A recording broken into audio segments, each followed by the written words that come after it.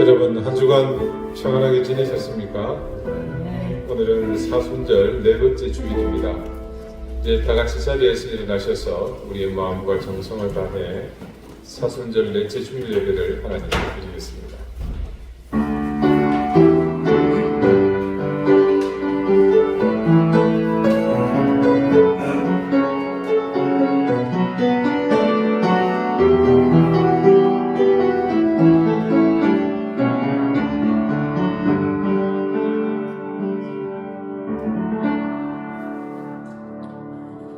우리에게 있는 대제사장은 우리의 연약함을 동정하지 못하실 리가 아니요 모든 일에 우리와 똑같이 시험을 받으신 이로되 죄는 없으시니라.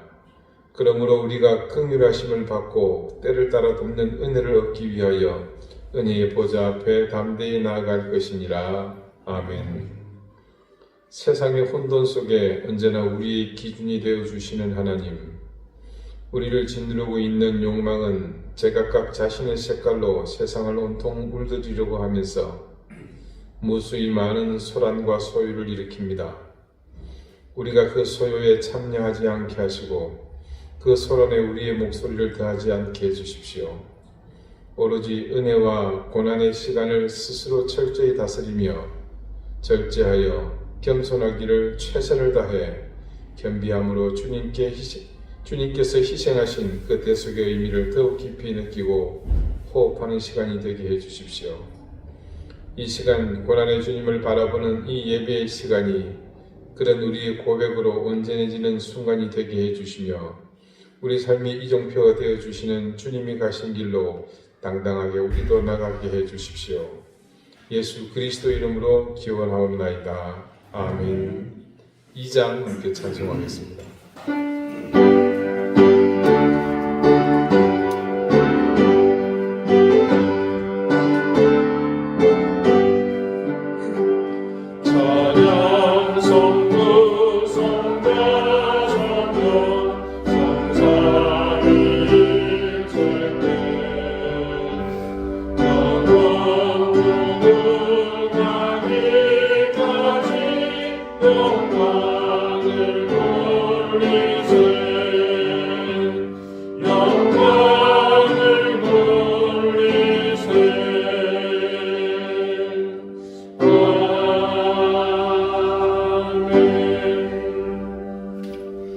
이제 다 함께 참회의 기도를 드리겠습니다.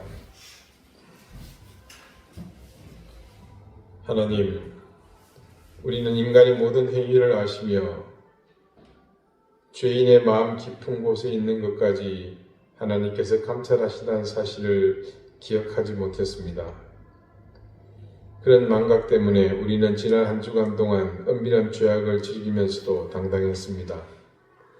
죄의 종노릇하던 옛사람으로 사는 삶을 주저하지 않고 따라갔습니다.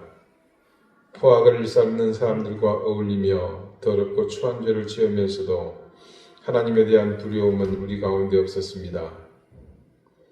예배 가운데 우리가 두려워하고 겸비했던 하나님을 향한 마음가짐은 예배를 마치면서 모두 교회 안에 고스란히 접어두고 다시 내 속에 구겨 넣었던 내 삶의 방법을 꺼내서 그 길을 따라 살았습니다.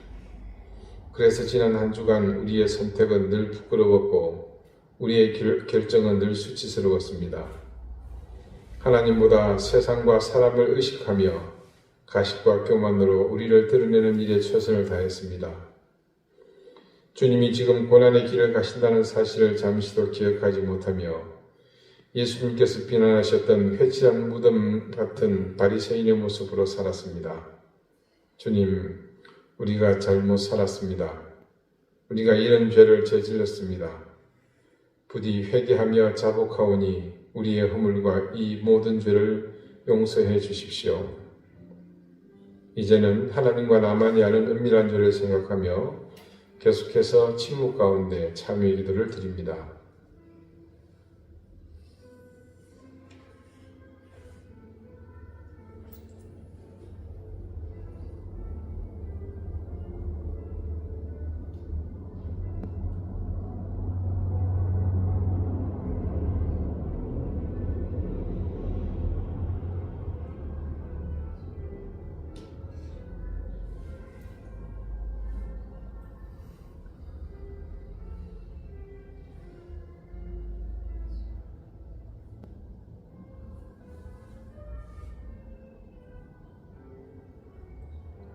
하나님께서는 자신의 부끄러운 죄를 솔직하게 고백하는 사람들에게 말씀하십니다.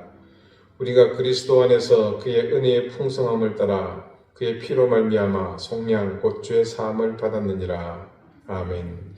이제는 사도신경으로 우리의 신앙을 고백하오니 나는 전능하신 아버지 하나님 천지의 창조주를 믿습니다. 나는 그의 유일하신 아들 우리 주 예수 그리스도를 믿습니다. 그는 성령으로 잉태되어 동정녀 마리아에게서 나시고 본디오 빌라도에게 고난을 받아 십자가에 못 박혀 죽으시고 장사된 지 사흘 만에 죽은 자 가운데서 다시 살아나셨으며 하늘에 오르시어 전능하신 아버지 하나님 우편에 앉아 계시다가 거기로부터 살아있는 자와 죽은 자를 심판하러 오십니다. 나는 성령을 믿으며 거룩한 공교회와 성도의 교제와 죄를 용서받는 것과 몸의 부활과 영생을 믿습니다. 아멘. 자리에 앉으시기 바랍니다. 이제 다 함께 성시를 교독하겠습니다. 성시는 교독문 117번 사순절 4입니다.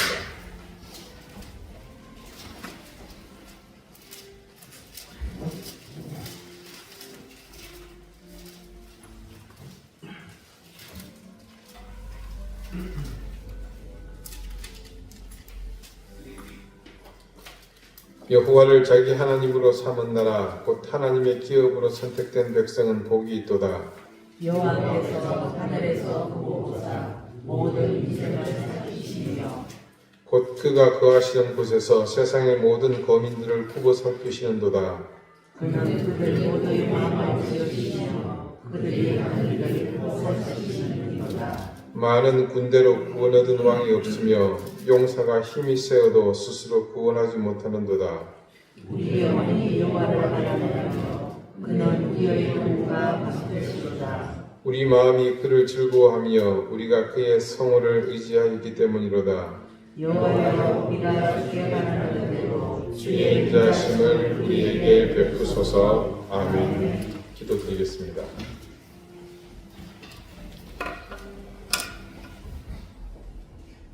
갈보리 언덕에 세상을 향해 효수되듯 서있는 십자가를 모두가 사랑함은 그 참혹한 형벌이 우리의 영혼을 구원하시기 위한 하나님의 역설적 은혜가 실현되는 현장이었기 때문입니다.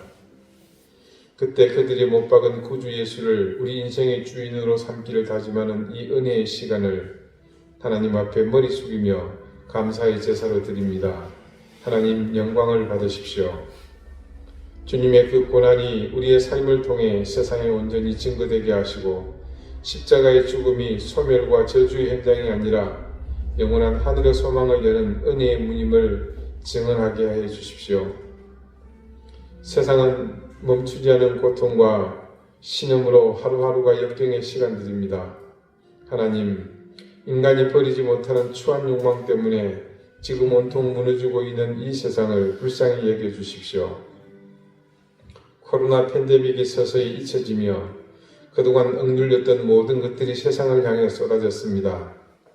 그래서 혼돈은 더욱 가중되었고 인간의 이기심은 더욱 활개치며 각자의 도구로 자신의 것을 지키고 더 차지하기 위해 세상은 유례없는 소음 가운데 시달리고 있습니다. 우리가 더욱 주님의 말씀 안으로 그리고 기도로 돌아가야 할 이유가 있음을 깨닫습니다. 세상을 주관하려는 자들, 그 힘을 가지려는 자들이 하나님의 살아계심 앞에 자신의 오만함을 벗게 하시고 손바닥으로 하늘을 가리고 수치를 모르는 짐승과 같은 모습에서 속히 벗어나게 해 주십시오. 그들의 운명이 우리의 손에 달렸음을 알고 세심하게 살피고 무엇보다 치우치지 않게 하셔서 그 중심으로 판단하며 선택하게 해 주십시오. 하나님, 지난 겨울을 힘겹게 지낸 모든 아픈 이들을 위로해 주시고 동작물을 몰아내리는 봄의 기운과 함께 새로운 희망을 덧입게 해 주십시오. 미치광이 푸틴의 망상이 하나님의 전능하신 손길에 처참히 무너지게 해 주십시오. 서서히 잊혀져가는 미얀마 군부 속에서 탄압받고 있는 그 백성들을 하나님 구원해 주십시오. 특히나 그 가운데 부모와 무력으로 분리된 카렌족의 어린 자녀들을 하나님 불쌍히 여겨주시고 그들을 힘겹게 돌보고 있는 신주용 선교사에게 은총을 더해 주십시오. 아프가니스탄에서 이슬람 급진주의자들이 벌이는 만행이 속히 종식되게 해 주십시오. 중동에 만연한 전쟁의 위협이 속히 사라지게 해 주십시오. 우리 사랑하는 교우들을 주님께서 불쌍히 여겨주시고 무엇보다 생업의 현장을 주님께서 지켜주십시오. 그들에게 새 힘을 더해 주시고 무엇보다 사랑하는 귀한 자녀들을 주님께서 은혜 가운데 붙들어 주시며 그들의 앞길을 하나님 형통하게 인도해 주십시오. 병마와 싸우고 있는 사랑하는 가족들이 있습니다. 하나님 그들을 긍휼히 여겨 주시며 더욱 강력한 치료의 광선을 발해 주셔서 그들을 회복시키시고 고쳐주십시오. 주님의 고난을 기억하는 사순절을 보내며 조금 더 하나님 앞에 겸비할 수 있게 해주시고 조금 더 많이 엎드리며 말씀 앞에서 우리를 돌아보는 시간들이 더 많아질 수 있게 해주십시오. 그리고 그 시간들을 통해 우리가 하나님의 더 큰 사랑을 받고 있다는 사실을 깊이 깨닫는 그런 시간들이 되기를 원합니다. 주님, 우리에게 정직한 신앙을 주시고 바른 믿음을 주십시오. 그 정직한 신앙과 바른 믿음을 통해 우리의 교회됨을 이곳에서부터 제주 땅 그리고 이 나라를 넘어 세계로 이어가게 하셔서 우리가 복음의 귀한 도구, 통로가 되는 은총을 누리게 해주십시오. 이 예배를 주님께서 기쁘게 받으시며 하나님의 신령한 은혜로 이 시간 우리에게 내려와 주시기를 구합니다. 겸손한 마음과 가난한 심령으로 주님을 바라보는 이 귀한 영혼들에게 하나님께서 이 예배를 통해 주실 귀한 복을 온전히 누리게 해 주십시오. 감사드리오며 예수 그리스도 이름으로 기도드립니다. 아멘.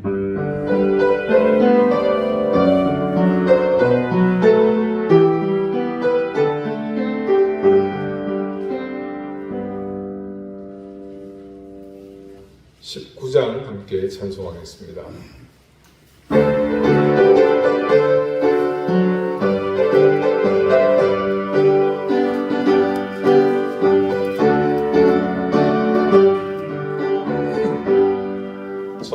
찬송하는 소리에서 사랑이 거하노라. 나는 아버지의 이름 거룩하노라. 세상 사람 찬양하자. 거룩하신 하나님께 할렐루야 할렐루야 할렐루야 아멘. 하나님의 나라 권세 영원토록 있도다. 하나님의 영원 나라 거룩거룩하도다. 하늘보다 크신 주님 세상 구원하시도다.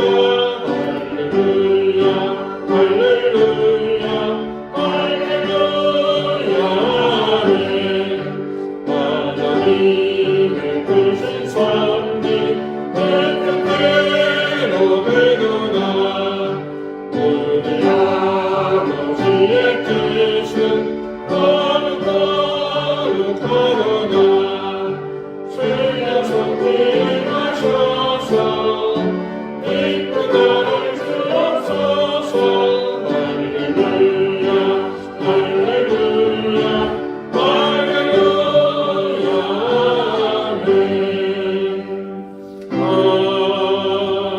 아멘. 오늘 하나님께서 우리에게 주시는 말씀은 신약성경 에베소서 3장 13절 말씀입니다. 신약 312쪽입니다.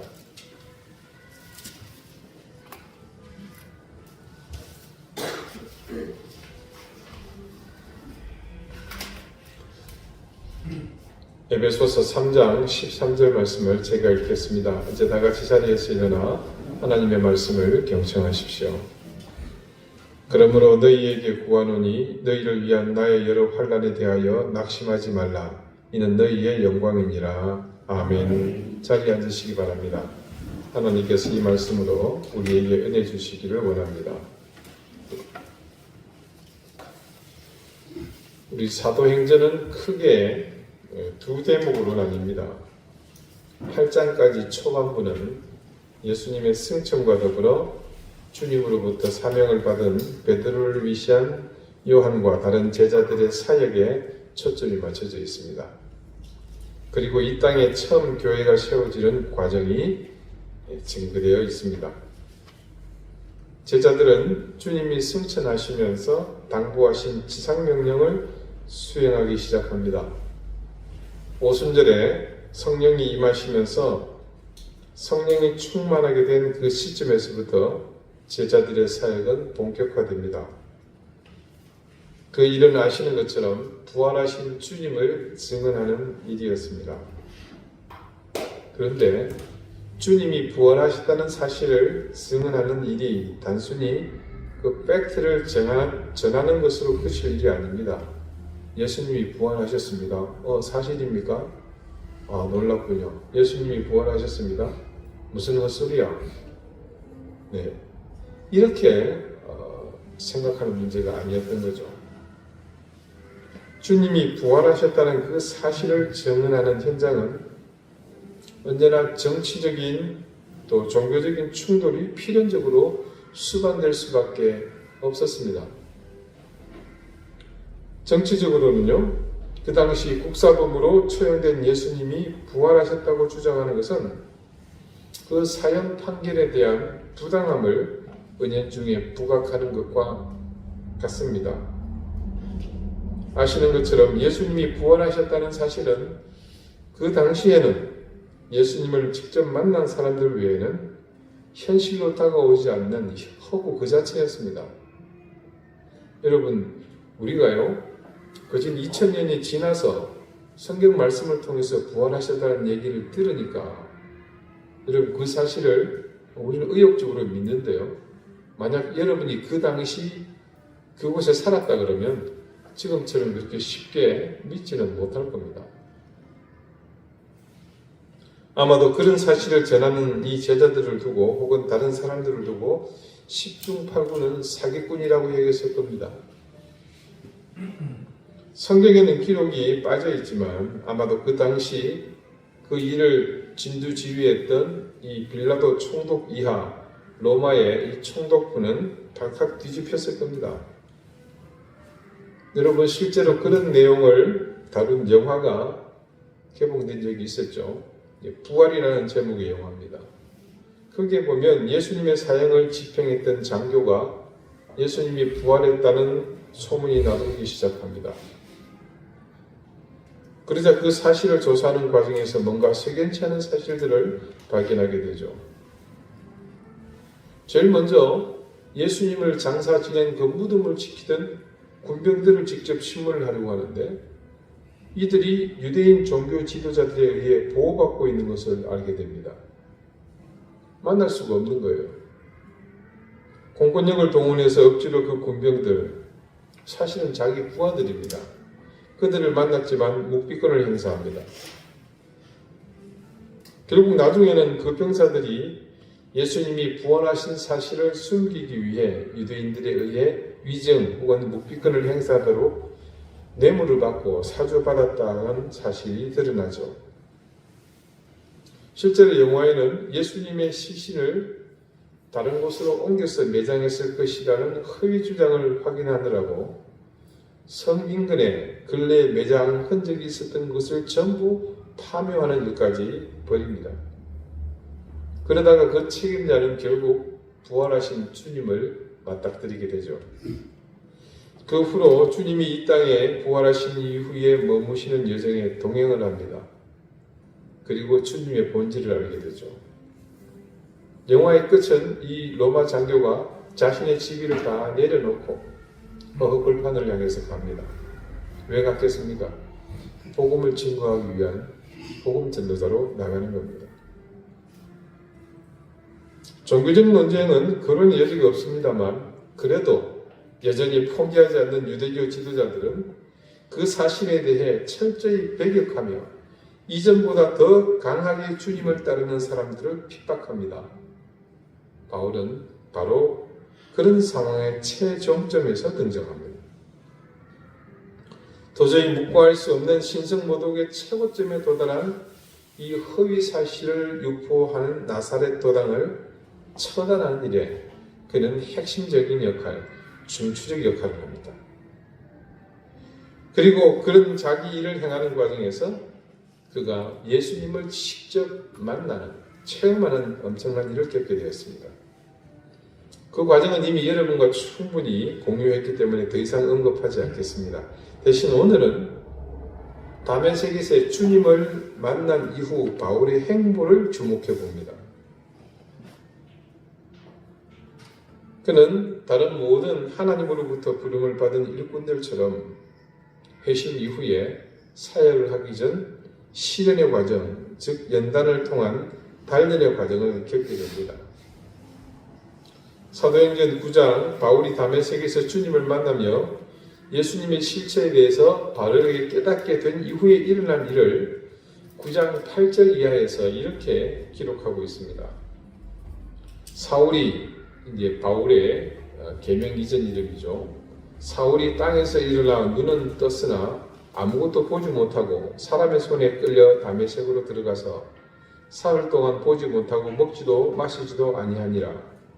그때 다메섹에 아나니아라 하는 제자가 있더니 주께서 환상 중에 불러 이르시되 아나니아야 하시거늘 대답하되 주여 내가 여기 있나이다 하니 주께서 이르시되 일어나 직가라 하는 거리로 가서 유다의 집에서 다섯 사람 사울이라 하는 사람을 찾으라. 그가 기도하는 중이니라. 그가 아나니아라 하는 사람이 들어와서 자기에게 안수하여 보게 하는 것을 보았느니라 하시거늘 아나니아가 대답하되 주여 이 사람에 대하여 내가 여러 사람에게 듣사온즉 그가 예루살렘에서 주의 성도에게 적지 않은 해를 끼쳤다 하더니 여기서도 주의 이름을 부르는 모든 사람을 결박할 권한을 대제사장들에게서 받았나이다 하거늘 주께서 이르시되 가라. 이 사람은 내 이름을 이방인과 임금들과 이스라엘 자손들에게 전하기 위하여 택한 나의 그릇이라. 그가 내 이름을 위하여 얼마나 고난을 받아야 할 것을 내가 그에게 보이리라 하시니 아나니아가 떠나 그 집에 들어가서 그에게 안수하여 이르되 형제 사울아 주 곧 네가 오는 길에서 나타나셨던 예수께서 나를 보내어 너로 다시 보게 하시려고 성령으로 충만하게 하신다 하니 즉시 사울의 눈에서 비늘 같은 것이 벗어져 다시 보게 된지라. 일어나 세례를 받고 음식을 먹음에 강건하여지니라. 자, 사실을 나열한 것이기 때문에 여러분이 들으시면서 이해되지 않는 부분은 크게 없을 겁니다. 강력한 빛으로 주님께서 임하셨습니다. 바울은 그 빛에 그만 시력을 일시상실합니다. 그리고 다시 눈을 뜨게 해준 사람이 다메섹에 거주하고 있는 예수님의 제자 중 한 사람 아나니아라고 합니다. 이 아나니아는 사울이란 사람이 어떤 인간인지 들어서 알고 있었습니다. 그런 사람에게 안수해서 걔가 지금 이러이러하니 낫게 해줘라. 여러분 같으면 하겠어요. 이 주님의 명령에 의구심을 떨칠 수 없습니다. 그러나 주님께서 왜 그렇게 하시는지를 설명해 주셨고 그 주님의 뜻하심을 알게 된 아나니아는 이 사울에게 기도하고 성령이 충만해져 시력을 회복하고 건강해졌다고 말씀은 증언합니다. 그런데요, 사도행전은 이 일이 있은 바로 다음 이 사울이, 그러니까 바울이 사역을 시작한 것으로 증거합니다. 조금 전에 읽어드린 바로 그 뒷부분입니다. 사울이 다메섹에 있는 제자들과 함께 며칠 있을새 즉시로 각 회당에서 예수가 하나님의 아들이심을 전파하니 듣는 사람이 다 놀라 말하되 이 사람이 예루살렘에서 이 이름을 부르는 사람을 멸하던 자가 아니냐. 여기 온 것도 그들을 결박하여 대제사장들에게 끌어가고자 함이 아니냐 하더라. 사울은 힘을 더 얻어 예수를 그리스도라 증언하여 다메섹에 사는 유대인들을 당혹하게 하니라. 자, 어떻습니까? 이 상황이 지금 여러분이 보시기에도 굉장히 당혹스러울 것 같지 않습니까? 그러나 실제로 앞선 사건과 이 일의 행간에는 적지 않은 시간이 있었습니다. 바울이 갈라디아서에서 자신의 과거 행적을 이야기하는 가운데 이 사실을 짐작할 수 있는 곳이 있습니다. 갈라디아서 1장 17절 이하인데요. 또 나보다 먼저 사도된 자들을 만나려고 예루살렘으로 가지 아니하고 아라비아로 갔다가 다시 다메섹으로 돌아가노라. 그 후 3년 만에 내가 게바를 방문하고 예루살렘에 올라가서 그와 함께 15일을 머무는 동안 주의 형제 야고보 외에 다른 사도들을 보지 못하였노라. 자, 여러분 보십시오. 이 말씀에 따르면 바울이 아라비아에서 3년을 머물렀다는 기록이 있습니다. 바울은 고향인 길리기아 다소에 처음에는 머물렀지만 이후 아라비아로 가서 3년 동안을 아마 주님과 깊이 동행하며 그는 예수 그리스도와 더불어 그분이 죽음으로 보여주신 복음의 진실을 깨닫지 않았을까 그렇게 추정합니다. 하나님의 능력이라면 당장 뒤집어져서 큰 능력을 행할 수도 있겠지만 그러나 그렇게 설명하기에 바울이 가진 예수 그리스도에 대한 온전한 지식은 우리가 설명할 길이 묘연합니다. 그 해답은 바로 이 아라비아에 3년에 있었다고 대부분 학자들은 추정을 하죠. 그곳에서 주님에 대해서 충분히 깊이 영성 있게 그가 공부하지 않았다면, 그분으로부터 그것을 전해듣지 않았다면 이런 어마어마한 일을 할 수는 없었을 겁니다. 바울이 회심한 이후에 그의 행적을 짐작할 수 있는 내용들을 한번 살펴보았습니다. 그는 전례 없는 파격적인 경험을 통해 주님의 신실한 제자가 되었습니다. 그리고 그 이후 바울의 인생은 이전과는 완전히 뒤바뀐 운명의 삶을 살게 됩니다. 주님을 만나기 이전 이 사울의 삶은 이스라엘 내에서 정말 최고위층으로서 평탄한 그런 꽃길이었다면 주님을 만난 이후로 그의 인생은 꼬일 대로 꼬이고 꼬이다 못해 틀어져서 바닥에 내팽개쳐지는 그런 운명 같은 삶을 삽니다. 자, 그런 사실을 바울이 피부로 직접 느끼기에 시간은 그리 오래 걸리지 않았습니다. 아까 바울이 다메섹에서 주님을 증거하여 그 동네 사람들을 당혹시킨 사건이 있지 않습니까? 바로 그 다음에 이어지는 사도행전이 아주 강력하고 임팩트 있는 한 가지 내용을 이렇게 증언합니다.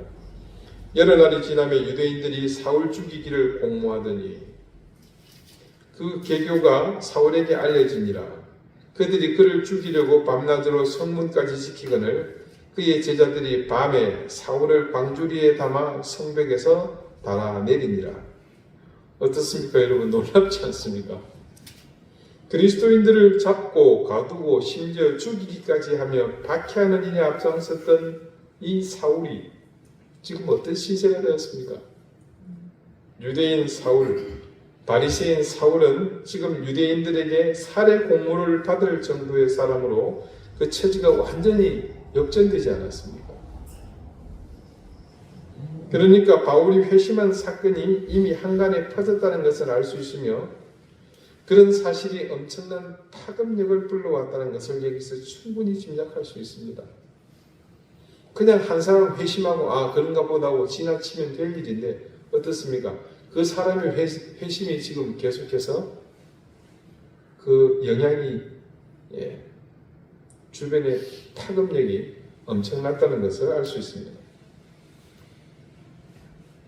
말씀을 보니 바울이 살해 위협을 느끼게 되었고 그래서 도망을 하려는데 이 바울을 잡아 죽이고자 하는 사람들이 성문을 원천 다 봉쇄했습니다. 전부 지키고 있는 거예요. 그러자 바울을 돕는 사람들이 어떻게 했습니까? 한밤중에 인적이 드물 때에 바울을 광주리에 담아가지고 성벽을 통해서 탈출을 시켰습니다. 자, 이 사건을 필두로 하여 이후로 바울의 사회 현장은 늘 긴장과 환란의 연속이었습니다. 대표적으로 한 가지 사건을 더 봅니다. 사도행전 14장 18절 이하의 말씀입니다. 이렇게 말하여 겨우 무리를 말려 자기들에게 제사를 못하게 하니라. 바울과 이 바나바의 기록인데 이 사람들이 제사를 받게 생긴 겁니다. 살아있는 사람인데. 유대인들이 안디옥과 이고니온에서 와서 무리를 충동하니 그들이 돌로 바울을 쳐서 죽은 줄로 알고 시외로 끌어내리니라. 제자들이 둘러섰을 때에 바울이 일어나 그 성에 들어갔다가 이튿날 바나바와 함께 더베로 가니. 바울과 바나바가 처음으로 전도 여행을 떠납니다. 그들이 루스드라라는 곳에 들리게 되었습니다.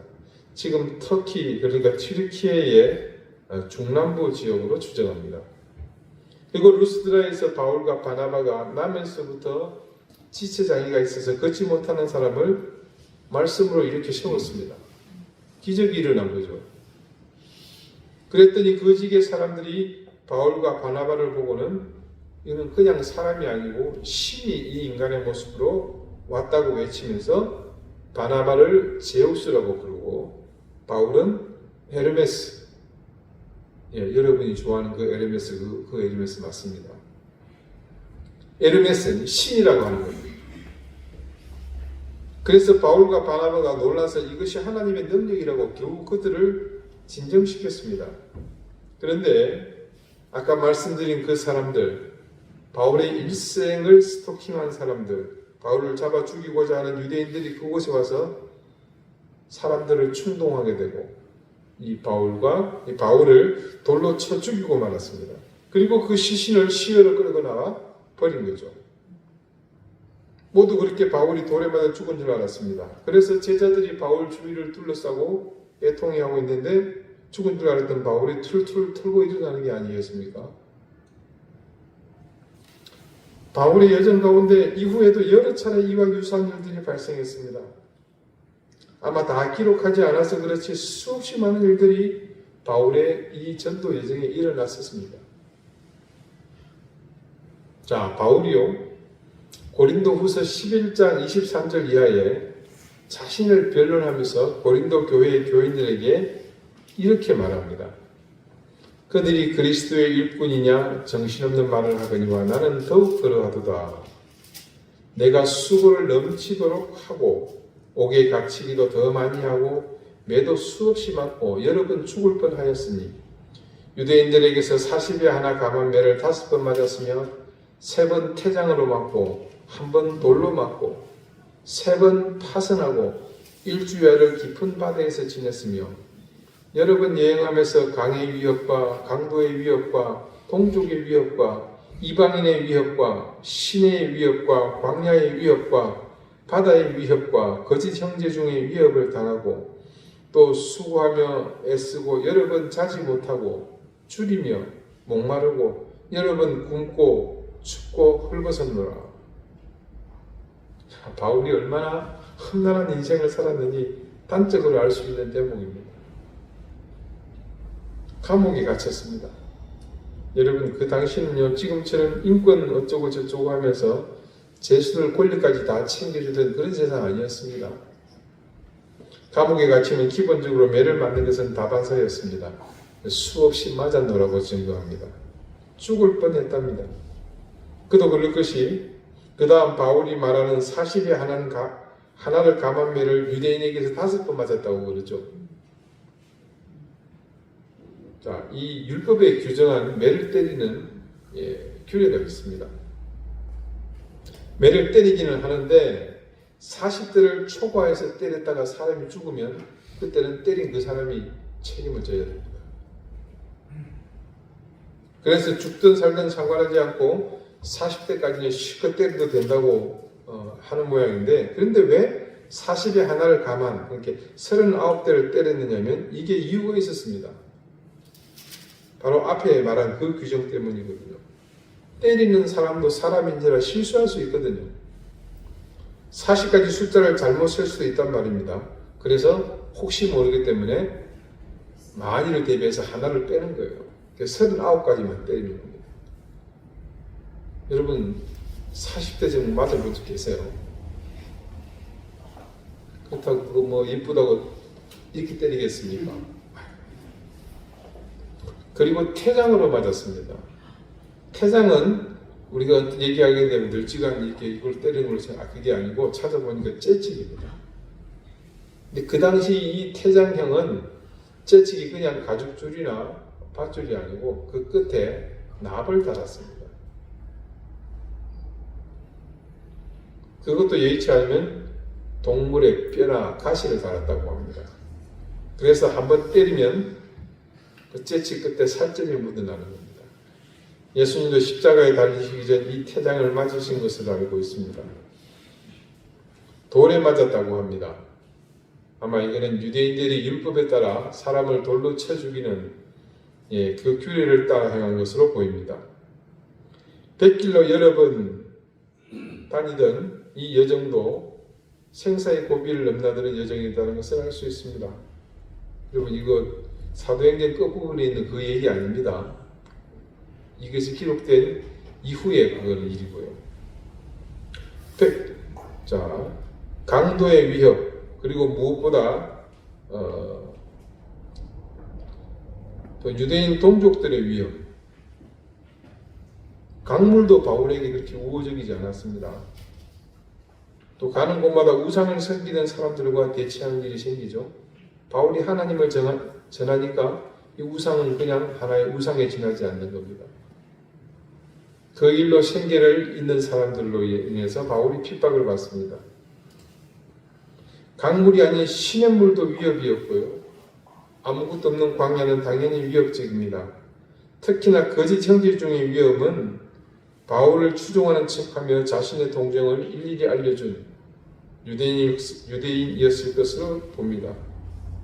불면의 밤, 더불어 갈증, 굶주림, 거기에 더해 춥고 헐벗는 일까지.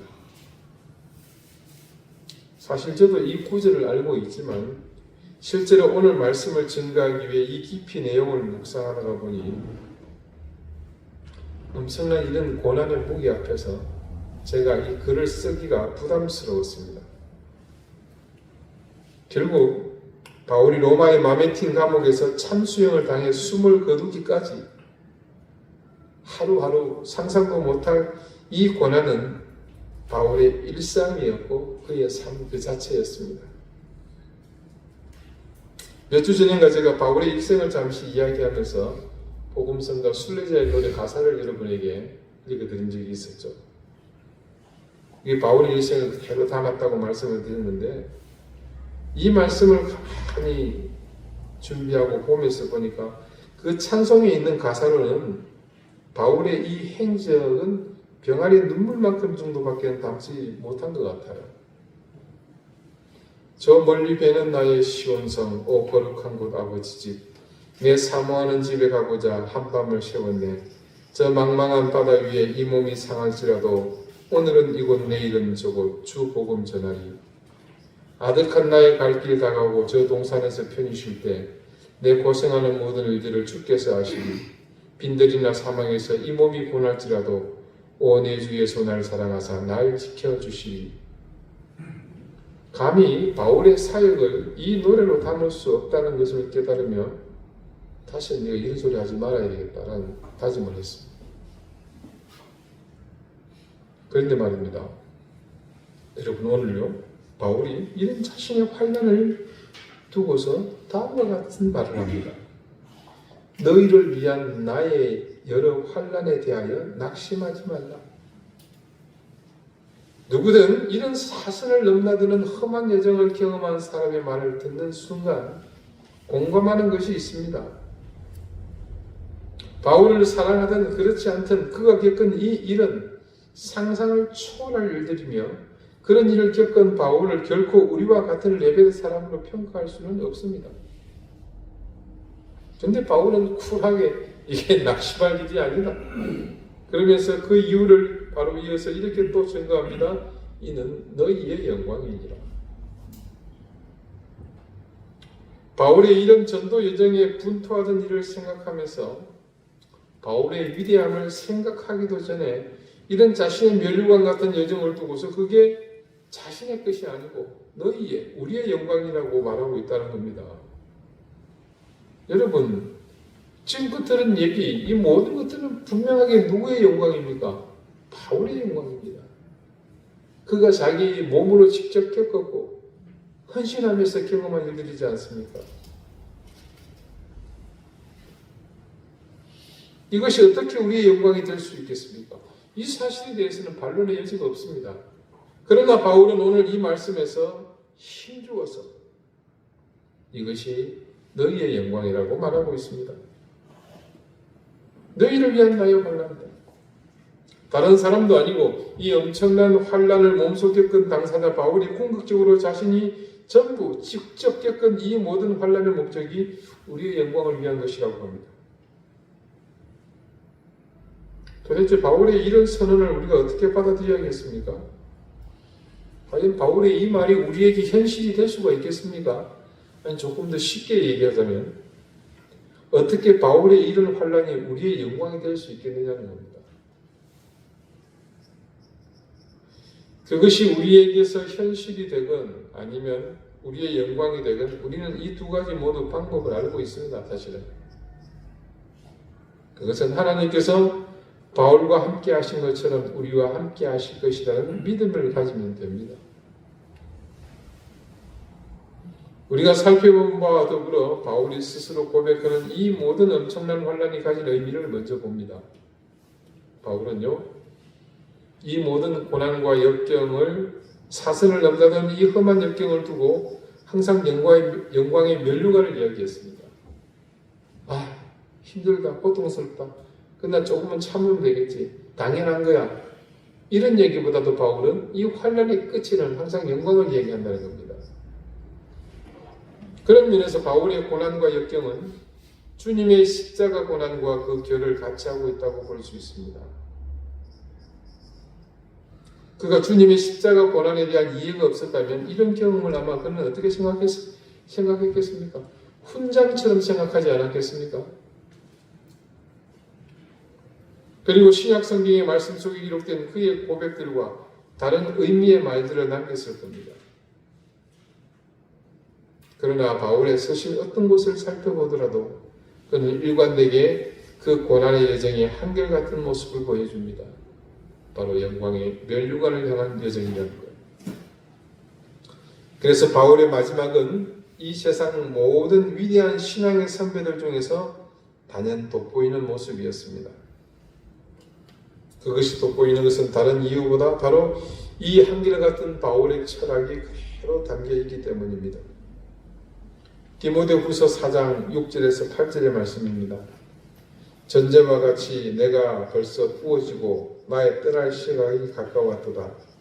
나는 선한 싸움을 싸우고 나의 달려갈 길을 마치고 믿음을 지켰으니 이제 후로는 나를 위하여 의의 면류관이 예비되었으므로 주 곧 의로우신 재판장이 그날에 내게 주실 것이며 내게만 아니라 주의 나타나심을 사모하는 모든 자에게 도니라.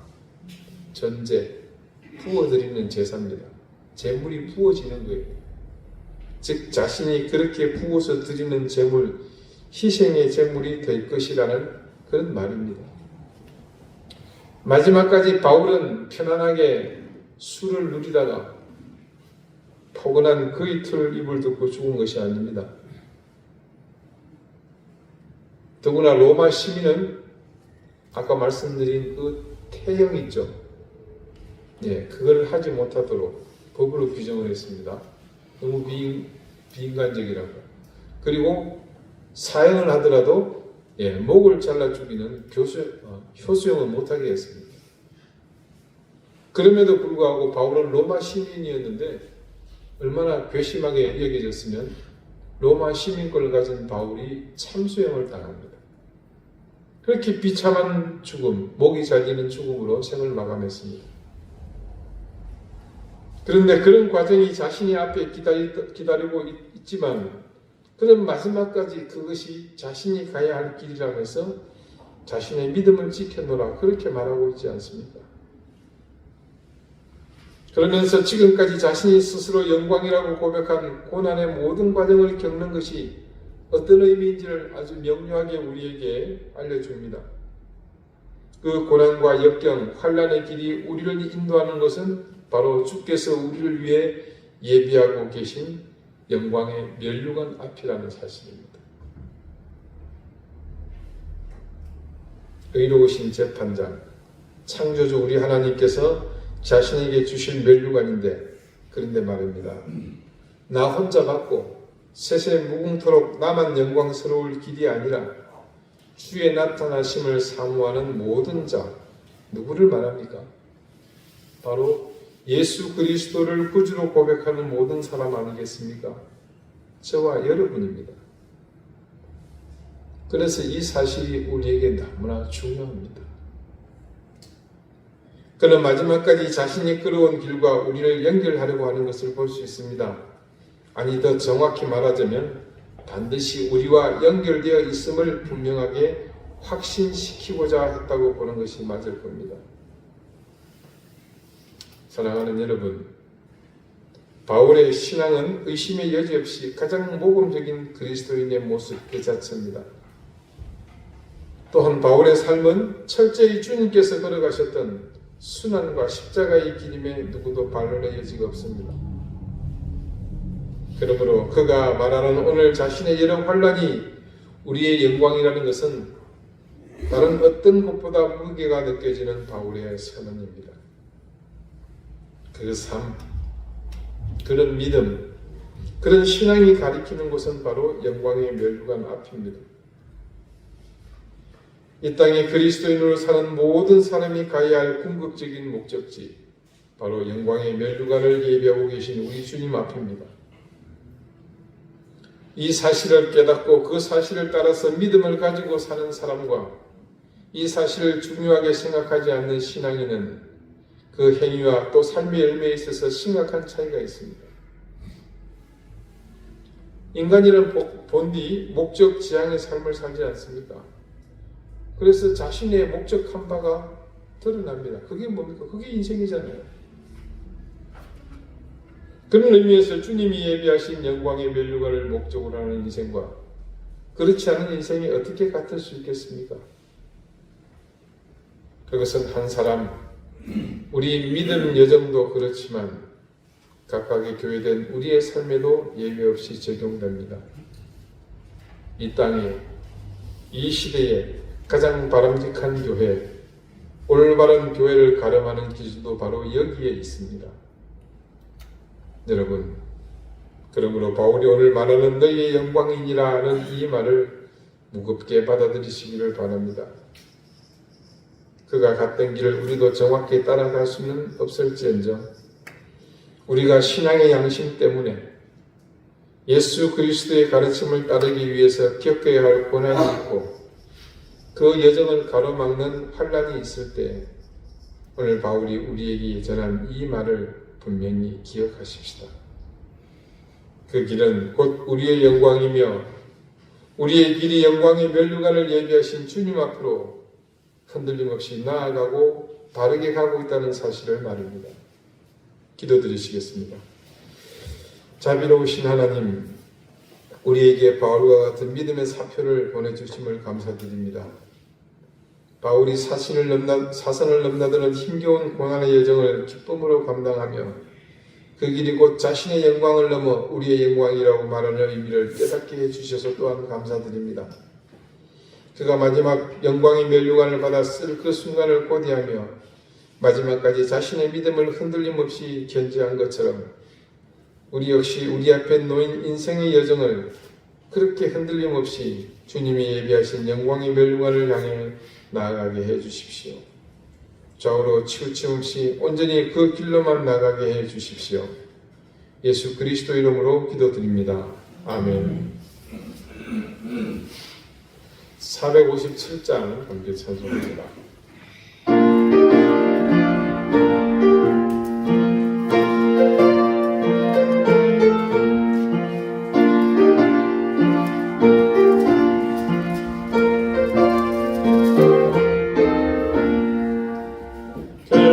겟세마네 동산에 주를 생각할 때 근심이나 걱정을 외면할 수 있을까? 나는 항상 버리고 주를 따라가리라. 이가 너의 길에서 주를 생각할 때에 수치된 것 같은 것 못 견딜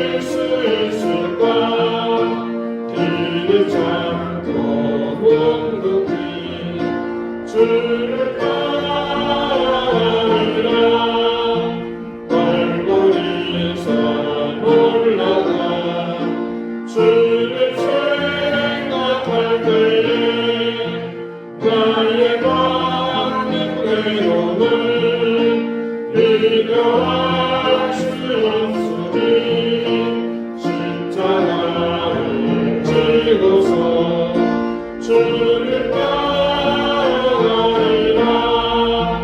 이념에서 구하라. 주를 생각할 때에 환란이가 주는 너 두려울 것 없으니 승전가를 부르며 주를 따라가리라. 아멘. 자비로우신 주님, 우리를 위해 베푸신 은혜와 사랑을 기억하며 감사하는 마음으로 하나님께서 우리에게 주신 몇 종류 누구를 구별하여 하나님 앞에 드렸습니다. 그곳에 우리의 마음과 정성, 또 우리의 삶을 함께 담아드리오니 주님 기쁘게 받아주십시오. 드린 손길을 기억하사 하나님 그들에게 하늘의 신령한 은혜를 더해주시며 땅에 기름진 복을 더하시고 그 가정과 생업이 큰 복을 얻는 놀라운 역사를 더해주십시오. 하나님, 교회를 위해 예배를 위해 또 섬김에 수고하는 손길들이 있습니다. 그들의 수고와 헌신을 기억해 주시고 하나님 거룩한 손으로 온전히 만져주시기를 구합니다. 특별히 이 시간 간절히 구하는 것은 우리 박성석 형제를 기억해 주십시오.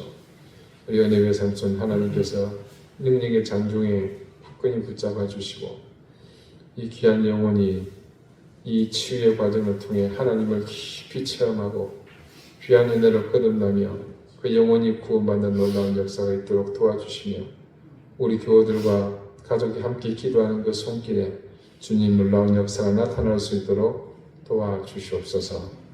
감사드리며 예수 그리스도 이름으로 봉헌 기도드립니다. 아멘. 예, 교회 소식 특별한 건 없고요. 조금 전 길에도 말씀드렸지만 우리 환우들을 위해서 기도하실 때 특별히 우리 박성석 형제를 위해서 많이 기도해 주시면 감사하겠습니다. 네, 다 같이 자리에서 일어나셔서 앞뒤 좌우에 계신 분들과 가정하게 인사를 나누시겠습니다.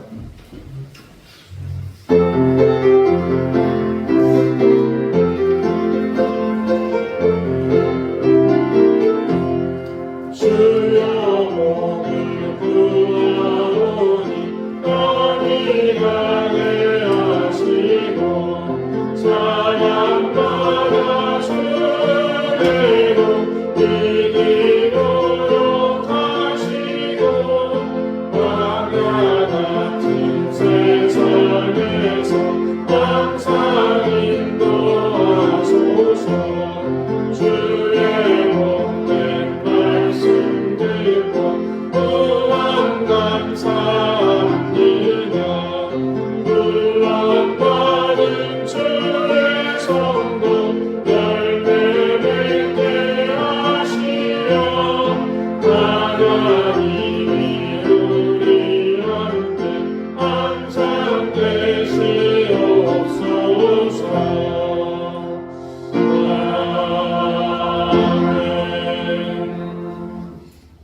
이제는 예수 그리스도의 은혜와 하나님의 사랑과 성령의 교통하심이 바울이 자신이 당한 환난을 일컬어 우리의 영광이라 말한 것을 기억하며 우리가 주님의 자녀로 말씀을 따라 사는 길에 만날 환난과 역경을 당하여 이 말씀을 분명히 기억하며 바울이 그 길을 통해 자신에게 예비된 영광의 면류관 앞으로 나아갔던 것처럼 우리의 인생도 그렇게 될 것을 믿고 따지마는 우리 사랑하는 이등교의 모든 성도들 머리 위에 가정과 생업과 주신 귀한 자녀들 위해 이제로부터 영원토록 항상 함께 있을지어다. 아멘.